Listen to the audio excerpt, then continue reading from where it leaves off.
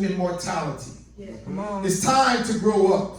See, in 1 Peter 2:2 tells us, as newborn babies, we desire the milk of the word, but so that we may grow up.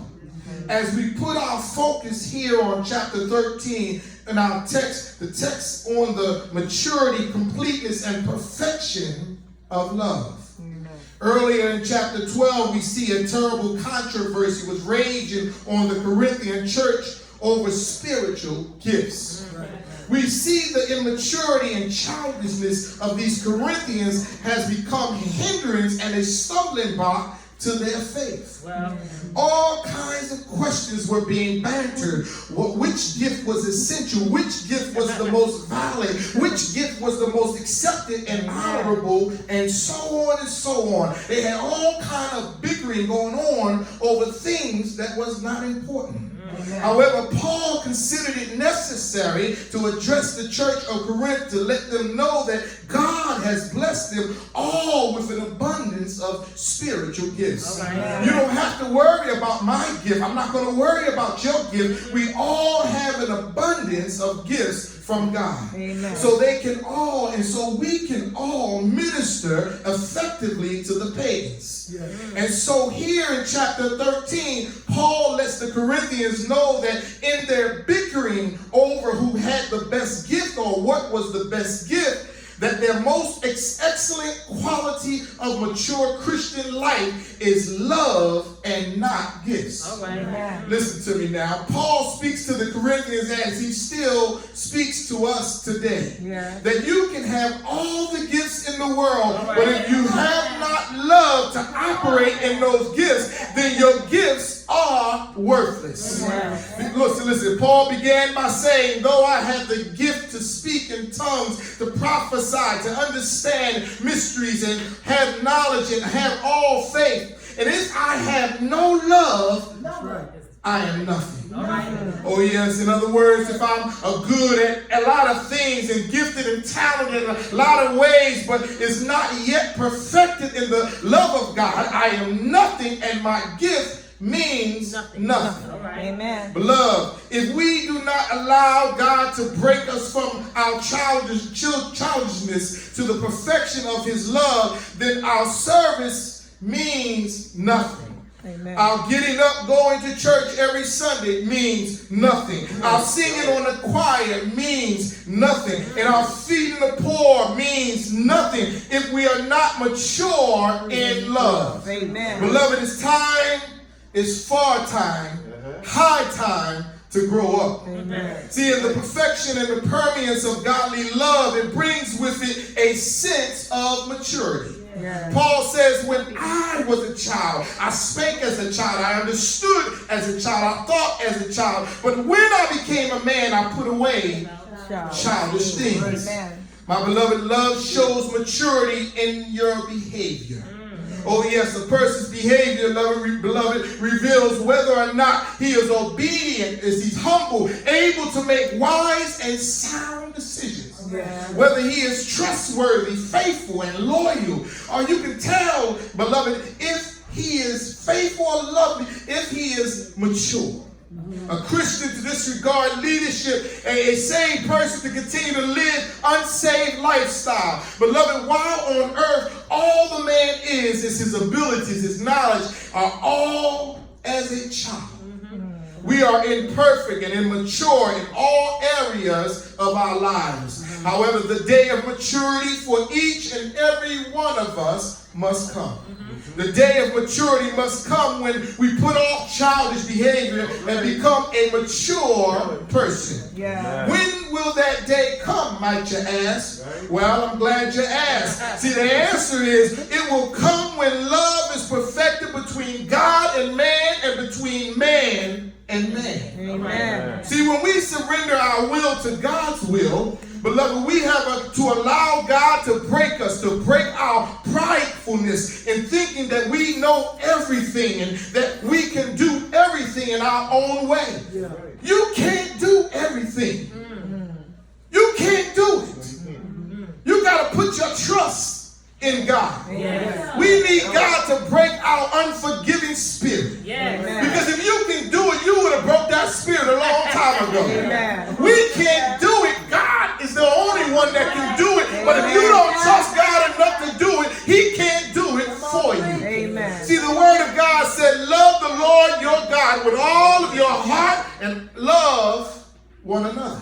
Yeah. See, that's the part that everybody don't want to talk about. No, they want to preach, love the Lord thy God with all thy heart. Yes. But love one another. Amen. We got to love one another.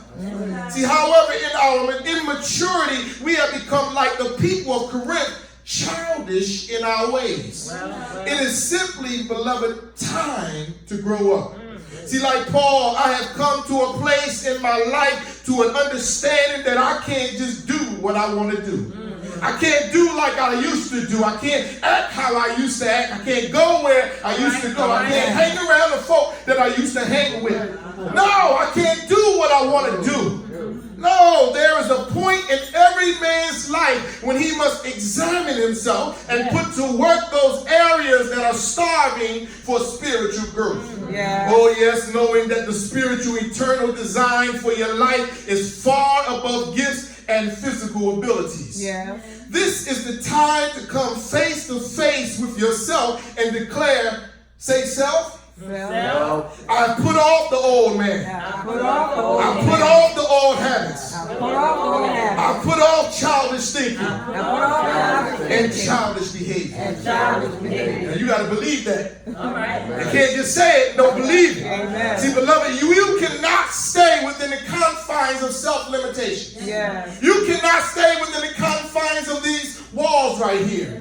No, listen, if you stay within the confines, that means you're comfortable. All right. Listen, you know what? I thought about it earlier this week, and Christianity is not comfortable. No.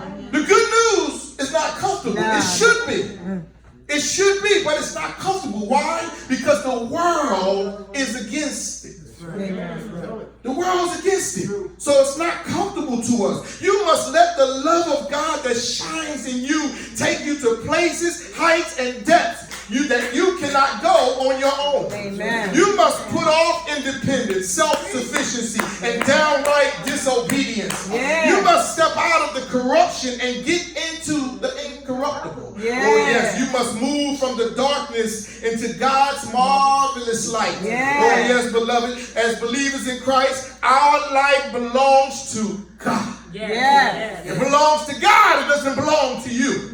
No, God. And we just can't and shouldn't do what we want to do. Yeah. You can't just do what you want to do. Oh, show up today on Sunday, but where was you last night? You can't do what you want to do. Can I keep it real? Listen, y'all ain't going to help me preach this today, but that's okay. Listen, you can't just do what you want to do. No. We can try to do our own thing in the sight of God and man, but eventually the spirit of the man will bear his own infirmity. Yes. Eventually his strength, his will, his intellect will fail. Yes. Yes. It will fail.